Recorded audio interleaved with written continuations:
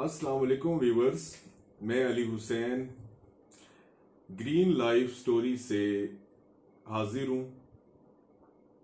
आज मैं अपने भाइयों के लिए एक बहुत ज़बरदस्त टॉपिक लेके आया हूँ। अपने ज़िम्मेदार भाइयों के लिए एक बहुत ज़बरदस्त टॉपिक लेके आया हूँ। और मेरे आज के टॉपिक का नाम है सरसों। सरसों का साग, वो भी मेरे भाई खाते होंगे।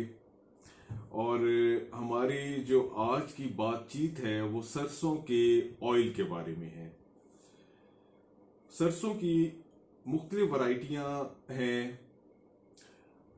और जो हमारे पाकिस्तान में यूज़ किया जाता है वो देसी वैरायटी जो यानी कि शुरू से ही चल रही है, वही वैरायटी जो है वो पाकिस्तान में चल रही है। अब हमारे साइंसदानों ने सरसों की दो नई वैरायटियां जो हैं वो तैयार की हैं। हमारे मुल्क में जो ऑयल का इस्तेमाल है, ऑयल या घी का जो इस्तेमाल है, वो 88% ऑयल जो है वो हम बाहर से मंगवाते हैं और 12% ऑयल जो है वो हम अपने पाकिस्तान में, अपने मुल्क में मुख्तलिफ चीज़ों से लेते हैं, जिसमें सरसों, जिसमें सनफ्लावर्स और यानी कि जो 12% चीज़ें हैं, कॉटन, इससे हम बाकी का ऑयल जो है वो लेते हैं। और जो 88% हम बाहर से मंगवाते हैं वो तकरीबन 3 बिलियन का वो ऑयल बनता है जो हम बाहर से मंगवाते हैं। मेरे ब्रदर्स, मेरे प्यारे जिम्मेदार भाइयों, अगर हम सरसों ज्यादा ना भी लगाएं, हम 1 एकड़, 4 कनाल, 2 कनाल, जो जिम्मेदार जितना भी अफोर्ड कर सके वो उतना लगा ले, वो सिर्फ अपने घर के लिए लगा ले। इसलिए कि आप जानते हैं कि जो ऑयल हो या घी हो वो हमारी बॉडी के लिए कितना नुकसानदेह है। अगर हम खुद, अल्लाह ताला ने अगर हमें लैंड दी है तो हमें चाहिए कि हम उस लैंड पे कम अज कम जो चीजें हम खुद लगा सकते हैं वो हम जरूर लगाएं, इसलिए कि हमारी आने वाली जनरेशन जो है उससे वो खालिस चीजें जो हैं वो जरूर मिलें। उनमें वेजिटेबल्स हैं, उनमें फ्रूट्स हैं। और ऑयल के लिए सरसों का आज हमारा टॉपिक है, इसके बारे में मैं अभी आपको बताता हूँ, बहुत कुछ बताऊंगा, आपका बहुत कम वक्त लूंगा, लेकिन बड़ी जबरदस्त बातें बताऊंगा आज मैं आपको। तो अब यानी कि 88% जो है वो हम बाहर से लेते हैं, 12% जो है वो हम अपने मुल्क में से इस जरूरत को पूरी करते हैं। तो सरसों जो है, पहले के वक्त में ये सरसों जो थी ये बाकायदा यूज होती थी। फिर जैसे दौरे जिद्दत आया उस वक्त यानी कि जो है ये ऑयल आ गया, घी आ गया और ये चीजें पीछे हट गई। और जो सरसों हम पहले लगाते थे उस सरसों में दो ऐसे यानी कि आंसर थे जो हमारी बॉडी के लिए इफेक्टिव नहीं थे, जो हमारी बॉडी के लिए अच्छे नहीं थे। वो एक जो आंसर, एक जो चीज थी वो उसके अंदर एरिसिस एसिड के नाम से थी और दूसरी जो है वो ग्लूकोस सेनोलेट के नाम से। ये दो चीजें थी जो हमारी बॉडी के लिए बेहतर नहीं थी। अब हमारे साइंसदानों ने जो नई वैरायटियां बनाई हैं उनमें ये दोनों चीजें जीरो लेवल पे हैं। और जो वो दो वैरायटियां हैं जो नई, जो यानी कि अब आई हैं, वो वैरायटियां जो हैं वो, पहली वैरायटी का नाम है सरसों MARC और दूसरी वैरायटी का नाम है PARC canola, PARC canola hybrid. मेरे भाइयों, एक एक तो इसकी औसत जो है वो फी एकड़ 30 से 35 मन इसकी औसत है। हर जिम्मेदार अपने हिसाब से लगाए। वो बेशक मुल्क के लिए ना लगाए, ज्यादा तादाद में ना लगाए, ज्यादा एकड़्स पे ना लगाए, वो थोड़ा लगा ले शुरू में, तजर्बाती तौर पे वो इसे 1 एकड़ पे लगा ले। और अगर एक एग्जांपल मैं दूं आपको कि हमारे घरों में आम रूटीन में अगर एक महीने में 10 लीटर ऑयल यूज होता है तो ऑयल की कीमत आप खुद जानते हैं कि वो कितनी है। तो अगर वो ऑयल हम खुद प्रोड्यूस कर लें, वो ऑयल हम खुद यानी कि अपने खेतों में से ले लें, तो एक तो हमारी बचत है।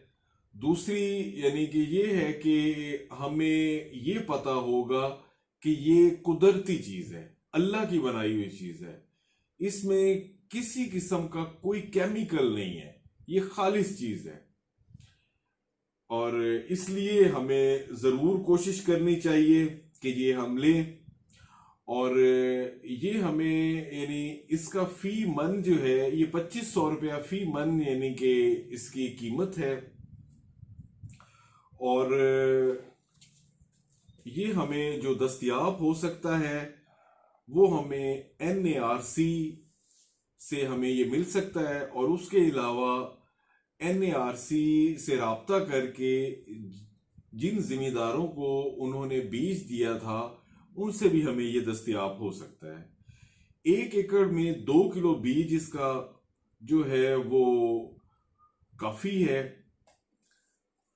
और अगर हम ये खुद लगाते हैं तो हम अपनी जरूरत भी पूरी कर सकते हैं और अपने अजीजो अकारिब की जरूरत भी पूरी कर सकते हैं।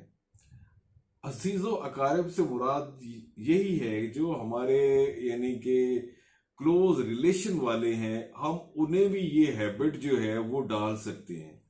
जब एक दफा उनके घर में ये वाला ऑयल, इस ऑयल से यानी कि खाना तैयार होगा तो उम्मीद है कि वो खुद यही खाएंगे।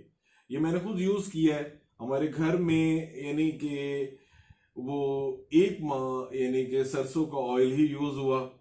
तो जब सरसों के ऑयल से खाना बन के आ गया, मैंने खा लिया, तो उसके बाद मुझसे पूछा गया कि इसमें कौन सा ऑयल था।